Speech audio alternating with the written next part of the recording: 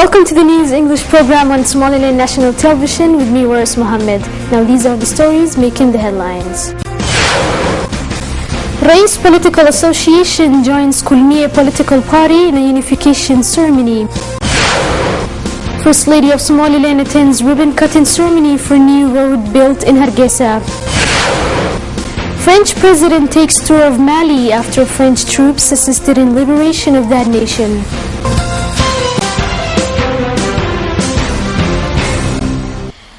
Race Political Association, one of the leading political associations which contended in local government elections conducted throughout Somaliland, held a ceremonial event announcing their decision to unify with the ruling government party, Kulmiya. The ceremonial event hosted a wide array of dignitaries and distinguished guests, including cabinet ministers, parliamentarians, notable political figures, intellectuals, and prominent members of Somaliland society. Chairman of Kulmiya political party, Musa Bihi Abdi, took to the podium. He elaborated on the democratic principles of Somaliland's electoral system. The chairman of Kulmiya stated that it is through genuine cooperation progress can only be reached, and as such the unification of Kulmiya and race is a beacon of hope and progress for the nation. Chairman of Race Political Association, Hassan Ghaffari, commended the efforts of Kulmiya political party and Race Political Association supporters, leading to the unification decision. The chairman of Race emphasized the key objective of any political figures should be one rooted in aspirations of national progress, and that is the prime catalyst behind the unification of Race and Kulmiya. Minister of Youth, Sports and Tourism, Ali Saeed Regal, congratulated the leaders of both political entities for their continued efforts in providing a solid option for citizens to choose the most qualified candidates in upcoming elections. The unification of Race and Kulmiya symbolizes the growing support of citizens for the ruling government party.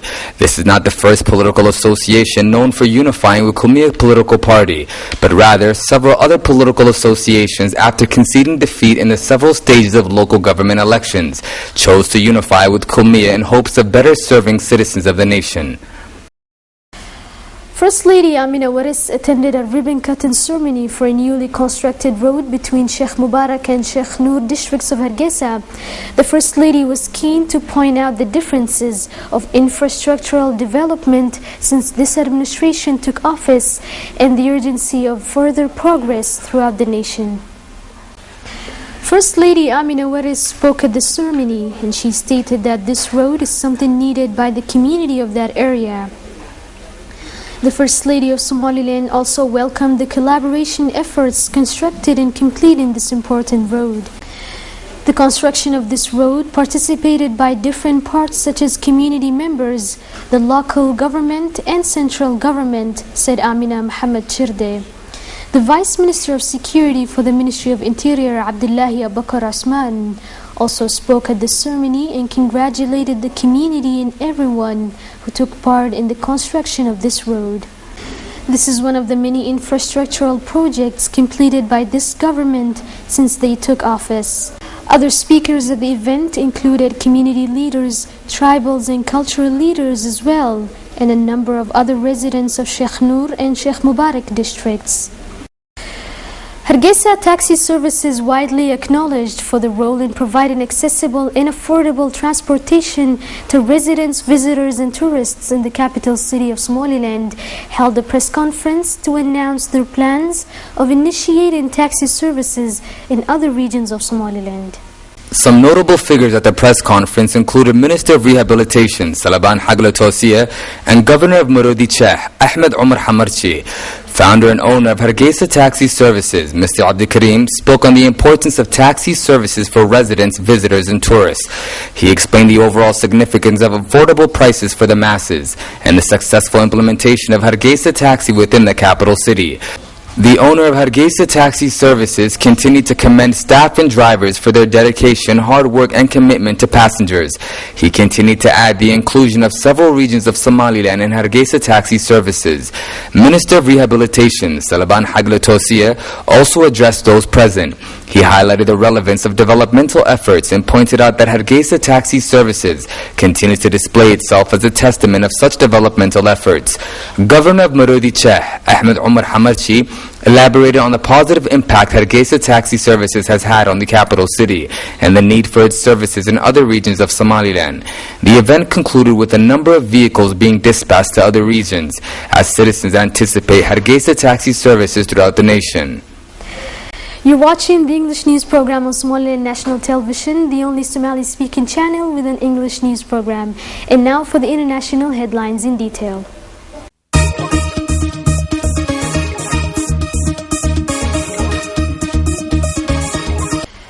The French president was greeted by jubilant crowds for a second time in Mali when he arrived in the capital, Bamako. France's president is taking a tour of Mali after French troops assisted in the liberation of Mali from rebel factions.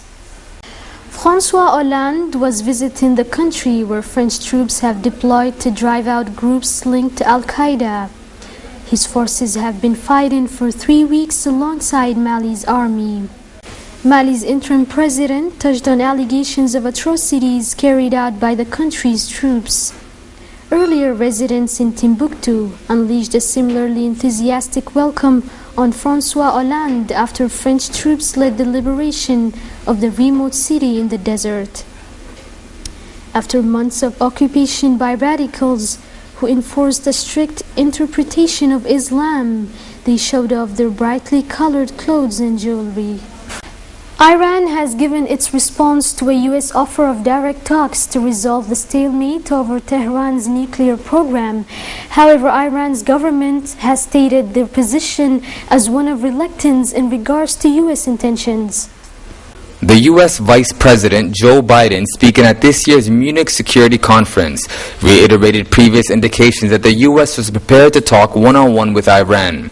The U.S. Vice President Joe Biden, speaking at this year's Munich Security Conference, reiterated previous indications that the U.S. was prepared to talk one-on-one with Iran. The West fears Tehran is developing nuclear weapons. Iran maintains the program is purely for peaceful means. Both sides said any direct talks would need good faith. Iran's foreign minister at the conference, Ali Akbar Salahi, said this negotiation can only take place when we get enough assurances that this time the U.S. comes forward with honest intentions, because our previous experiences unfortunately have shown the opposite. Russia's foreign minister, Sergei Lavrov, said he would give Biden strong support, but also talked about the need to show Iran incentives. More than 20,000 Croats have been protesting against plans to put up bilingual signs using Serbian Cyrillic alphabet. The Social Democrat-led government, which will take the country into the European Union on July 1st, wants to put up signs later this month in both the Latin script used for Croatian and in Cyrillic in areas where the population is more than one-third ethnic Serb. The issue is extremely sensitive in Vukovar, a town still traumatized by the war in the former Yugoslavia. According to the 2011 census, there are about a dozen regions in Croatia with a sizable Serb community, including easternmost town of Vukovar, which many Croats still see as a symbol of destruction and suffering brought on by the Serb rebellions against Croatia's independence from Yugoslavia. More than 2 decades on, Croats and minority Serbs communities live separate lives, and some now fear fresh violence. Thank you for watching. That's all for now. Until next time, goodbye.